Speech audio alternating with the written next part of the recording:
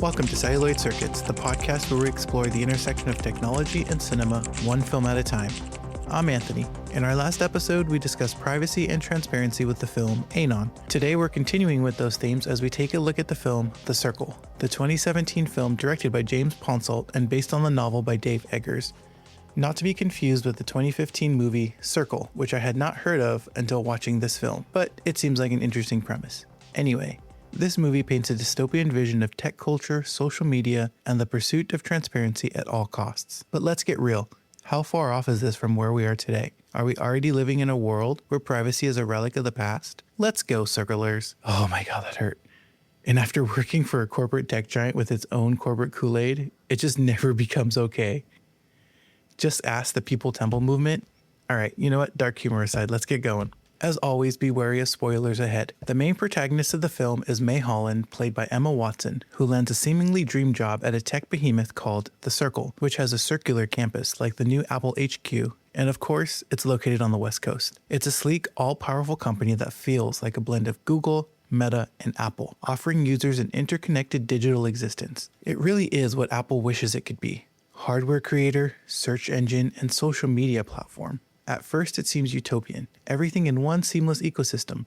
But soon, the darker side of total transparency comes to light. Again, if it didn't, we probably wouldn't be discussing this film here today. May becomes the face of the Circle's SeeChange initiative, an internet influencer type pioneering always-on 24/7 public life, raising the question, when everything is seen, do we truly have free will? Similar to Anon, this film tackles the idea of what it means to be fully transparent. This was in the same universe. I feel like this technology is the infancy of what we see in Anon. In the end, May fully wants the world to be transparent, so there are no lies and nothing can be kept secret, which in the end sounds very similar to the mind's eye technology in the film Anon. I went into this movie totally blind and was not really expecting that ending, and it made me mad. After everything May saw, she chose to go transparent, regardless of the implications, even after seeing what happened to her friend Mercer, and more on that later. Alright, let's take a minute. Let's regroup, strategize, and we'll circle back to May's decision later. Oh my gosh. Corsu corpo speak. It really doesn't get out of your head. But really, let's take a look at the tech showcased in the film, first pulling out some of the creepy themes that go along with this tech. I want to start off with the core belief that the company has in this film. That belief is what ends up becoming twisted in this corporation's search for more money and more power. That belief? Secrets are lies, sharing is caring, privacy is theft. There's a line in the film where Tom Hanks, and yes, he is in this, and he plays that Steve Jobs Tim Cook stand-in, and he tells Emma Watson, who is she to keep those experiences to herself? And shouldn't those not as fortunate as her be allowed to share those experiences as well? The heads of the company, played out by Tom Hanks and Patton Oswalt, guilt her into becoming the face of SeeChange and going fully transparent. Tom Hanks' character even pulls one right out of the Apple playbook and connects technology with emotion.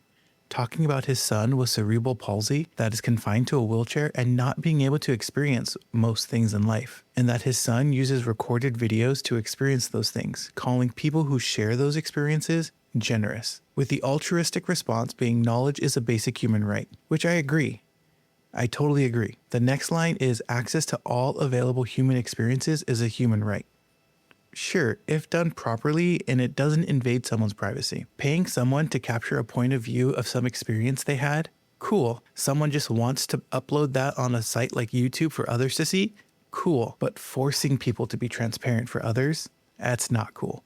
If you don't think that transparency is bad, May is only allowed 3 minutes in the bathroom to be alone by herself. And I'm sure even personas like Mr. Beast don't want to be on 24/7. As much as it looks like they are. The Circle's core mantra, secrets are lies, sharing is caring, privacy is theft, makes us think, is privacy still a right or an outdated concept? In our ever-connected world, do we really expect to have privacy? I, for one, still do. Even if it is becoming that much harder every day. Governments and corporations already track our locations, purchases, and even biometric data. How far are we truly from the Circle's total surveillance? We already have things such as surveillance cameras with built-in AI facial recognition software, police cars with front-mounted cameras to scan license plates. And while that seems like a good thing to catch stolen cars, but now my car is tagged at a location that can be then sold to data brokers. Why does it matter where my car is? I know where it is. I haven't reported it stolen. I don't need that information shared. And this is also why I recommend a VPN to everyone that uses the internet today. I don't need my ISP seeing what sites I visit. Am I doing anything nefarious? No. But why do they need to know? And for those that cringed and thought I must be hiding something with the mention of VPN, to the wall of shame for you. This is exactly the bias people use to implement these surveillance tactics. If you have nothing to hide, why do you need to hide? Because I can and I have the right to choose what I want to share and with who. Another twisted theme in the film is how social media and conformity are portrayed. There's this scene where two employees approach May to help her set up her work social account. The whole scene just makes me cringe. They talk about how things are done after hours and that she left on Friday and did not return till Monday morning, missing out on activities that, while not mandatory, working at the Circle is all about community. May says she's been so busy she has not had time to set up her social account, calling it extracurricular. But she takes it back when the other employees seem disturbed by her current phrasing, saying that her work social account is how other employees can learn about her and communicate with her, and communication is not extracurricular. She even states that she wasn't able to do it because she was at home caring for her father, played by the late and great Bill Paxton. In response, the employees say, "The father with MS?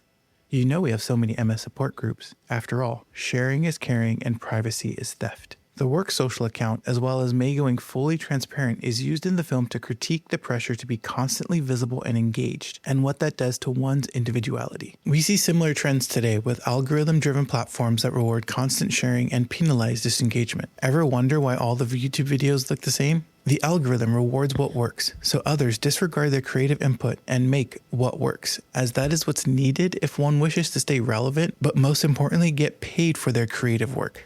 Now, looking at the technology that put the Circle on the map and was ended up twisted was TruYou. It allowed people to have one account for everything they did.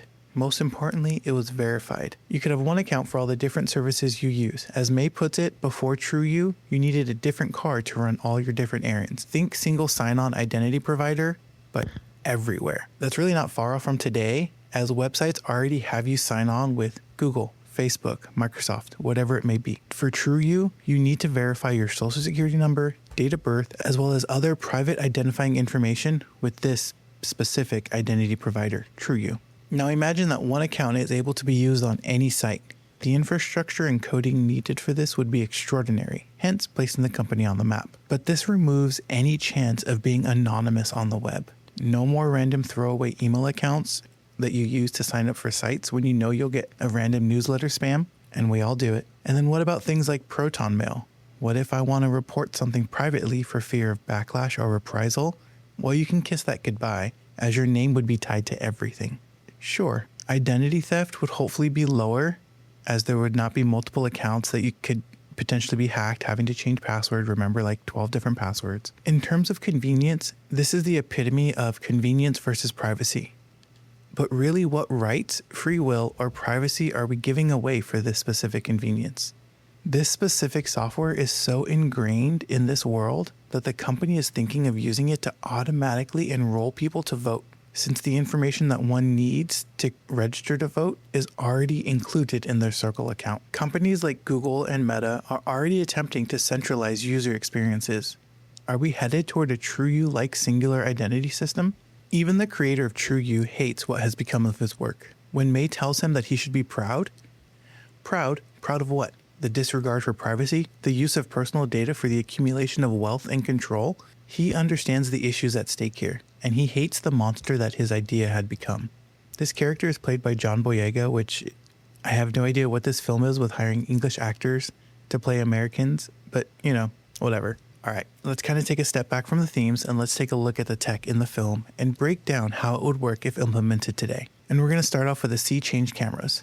The SeeChange cameras are small cameras with built-in batteries and transmission devices. We already have similar technology today. Think Blink cameras, Ring doorbells, Google Nest cameras, etc. Most of these provide a similar function that the SeeChange cameras do, however they're not as small and they need a constant wireless connection to upload their video data. The SeeChange cameras are able to transmit globally, and while the tech is not fleshed out in the film, let's make some educated guesses. The cameras do not appear to need some form of external power source, so maybe they run on solar. They are also able to transmit data in as close to real time as possible. But in areas with no cellular, a satellite connection, or maybe even a peer-to-peer connection to a device that does have some type of internet uplink. The one issue that I have with this is there's no way to opt out.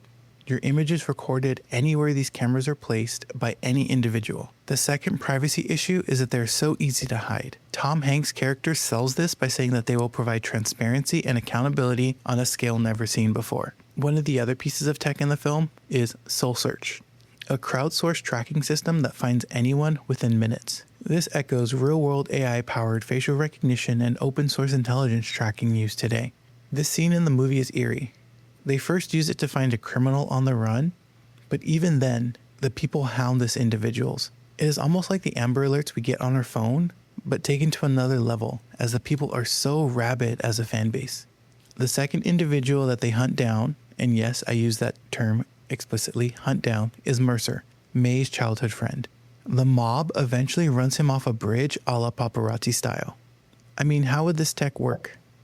Well, it would be twofold. The first is there has to be some type of software collating all of the target's data from within the circle. Then that metadata is shared with other users to find that particular individual. Sharing could be done as a device notification or a social media post. This data feed could also come from real-time location data on an individual, as these SeeChange cameras have facial recognition. So if the target passes a camera, users would be notified of the last known sighting. Again, great if you're looking for criminals. But even so, this technology creates a mob and makes this technology so scary. The scene where Mercer is fleeing from these individuals and May keeps trying to say that he is with friends while he's being chased by drones and people dressed in black on motorcycles does not feel like he's with friends. So, is The Circle an exaggerated dystopia or a glimpse into our near future? While the film's execution received mixed reviews, its message is clear.